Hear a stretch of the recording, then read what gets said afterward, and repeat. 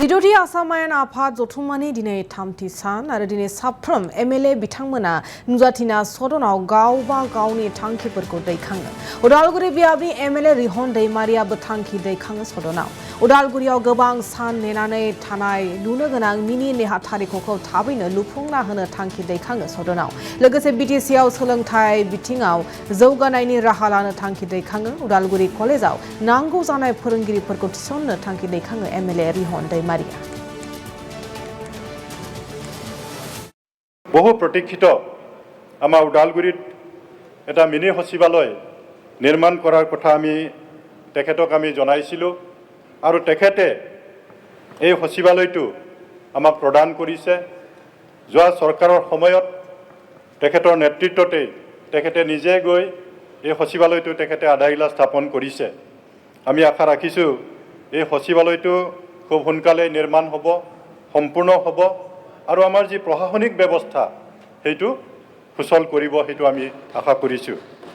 গতিকে আমি ডক্টৰ হিমন্ত বিশ্ব শৰ্মা আমাৰ মাননীয় মুখ্যমন্ত্ৰী তেখেতক আকৌবাৰ মই আন্তৰিক ধন্যবাদ আৰু কৃতজ্ঞতা জনাইছোঁ।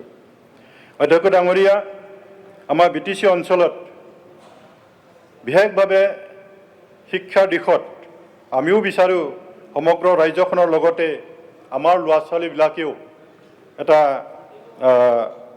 শিক্ষাৰ ক্ষেত্ৰত এটা ভাল পৰিৱেশ পাওক।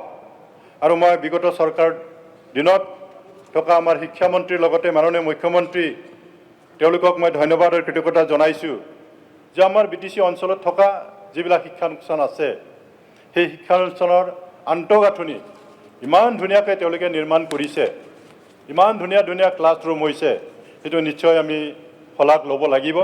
কিন্তু এটা কথা অধ্যক্ষ ডাঙৰীয়া, যে তাত যিবিলাক কলেজ আছে তাত যিমানখিনি আমাৰ পোষ্টবিলাক থাকিব লাগে বিভাগ অনুযায়ী সেইবিলাক আমি তাত দেখা নাই।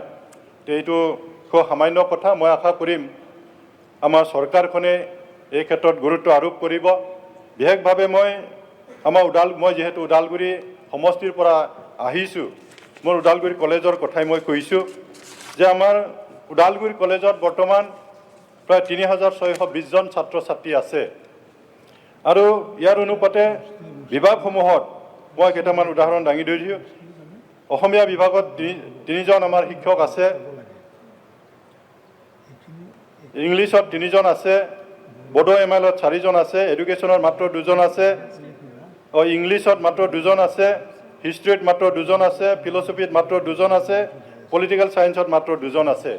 মুঠ মাত্ৰ 20টা পোষ্ট তাত চেংচন পোষ্ট আছে। গতিকে 3620 জন ছাত্ৰ ছাত্ৰীক শিক্ষা দিয়াটো কোনো ধৰণে সম্ভৱ নহয়। গতিকে তাত নিশ্চয় আমাৰ শিক্ষকৰ প্ৰয়োজন আছে। গতিকে আমাৰ